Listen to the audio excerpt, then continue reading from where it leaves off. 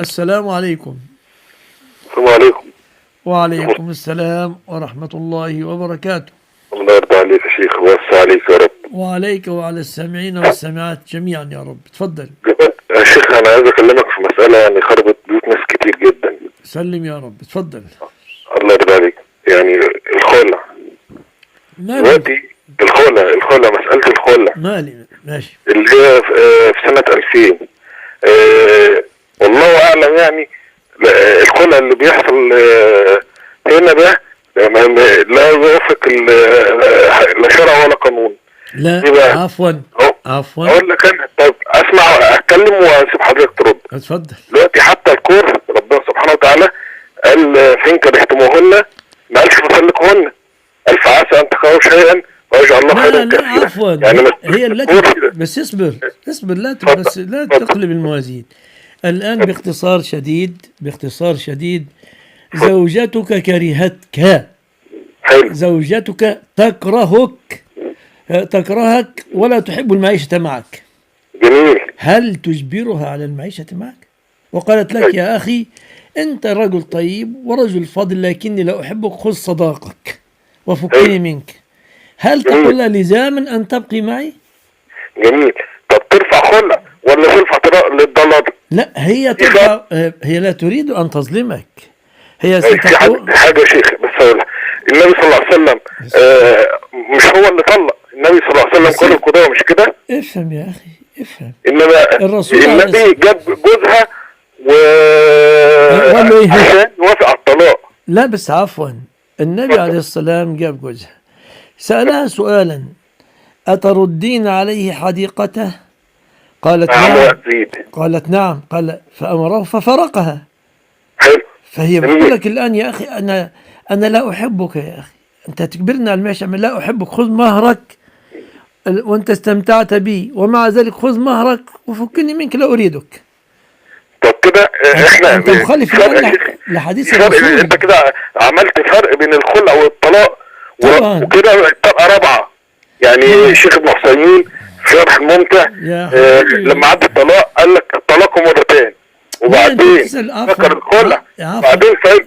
يا اخي افهم الكلام الله. اتفضل انا بحبك في الله على فكره. مستمتع ان حضرتك يعني مطور معاك بس الكلام الاول ويعني بتتناقش معايا، ده شرف ليا. لا الله يحفظك. انت في ما فرقت بين امرين. الامر الاول طلب المرأة للخلع إذا كانت تكره الزوج. جميل. عندنا في قول الله تعالى: فإن خفتم ألا يقيما حدود الله فلا جناح عليهما فيما افتدت به. وحديث الرسول عليه السلام: أتردين عليه حديقته؟ قالت نعم، فأمره ففرقه. ده مسألة. المسألة الثانية: هل الخلع يحسب طلاقا أو يحسب فسخا؟ مسألة أخرى، هل الخلع يحسب طلاقا أو يحسب فسخا؟ فسخا. فهذه المسألة هي التي يتكلم فيها الشيخ محمد بن عثيمين رحمة الله عليه على حد قولك. فالمسألة هذه يرى جمهور العلماء أن الخلع يعد تطليقة واحدة بائنة. ده رأي من؟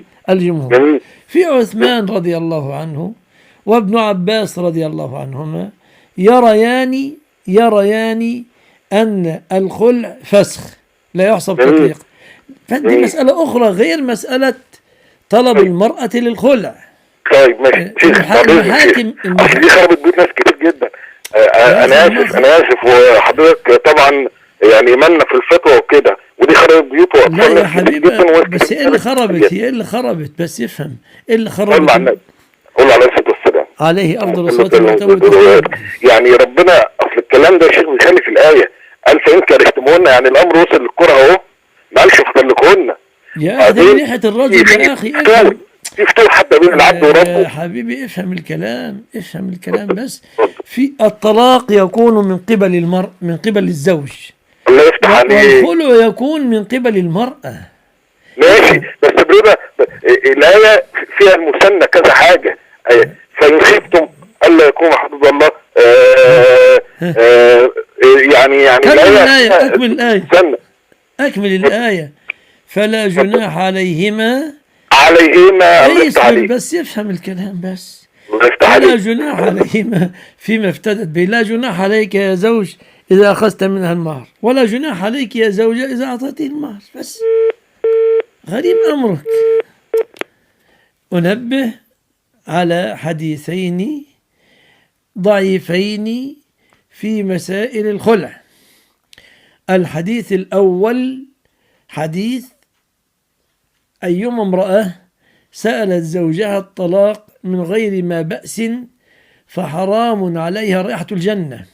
الحديث هذا حديث ضعيف الإسناد ومعلول بالإرسال، ومعارض بحديث أيضا امرأة ثابت بن قيس. الحديث الثاني حديث المختلعات هن المنافقات. المختلعات هن المنافقات أشد ضعفا من الحديث الأول. بارك الله فيكم. وليس من حق أي رجل أن يجبر المرأة الزوجة على البقاء معه. هي لا تحبك جبلة، وإن كنت أنت صالحا.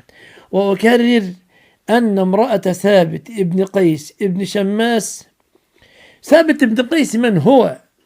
ثابت ابن قيس ابن شماس خطيب رسول الله، خطيب الرسول، يعني الرسول كان يصدره ويخطب نيابة عنه أمام المجامع. لما قال الرسول عليه السلام لمسيلمة الكذاب: هذا ثابت ابن قيس يجيبك عني، ورجل فاضل. والرسول بشره بالجنة في حديث مستقل لما نزلت الآية: يا أيها الذين آمنوا لا ترفعوا أصواتكم فوق صوت النبي. ظن أن المراد رفع الصوت الجبلي فاعتزل يبكي،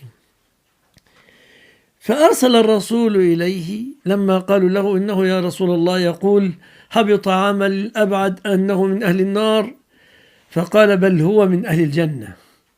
ومع ذلك جاءت امرأته تقول للرسول: يا رسول الله، أنا لا أنقم على ثابت خلقا ولا دينا، خلقه طيب ودينه طيب، ولكني أكره الكفر في الإسلام، ما تحبه؟ قال: أتردين عليه حديقته؟ قالت: نعم. فأمره ففارقها وانتهى الأمر. يعني يا إخوة، لا نريد أن نظلم النساء ولا نريد أن نظلم الرجال. لا نريد أن نظلم النساء ولا نريد أن نظلم الرجال. بارك الله.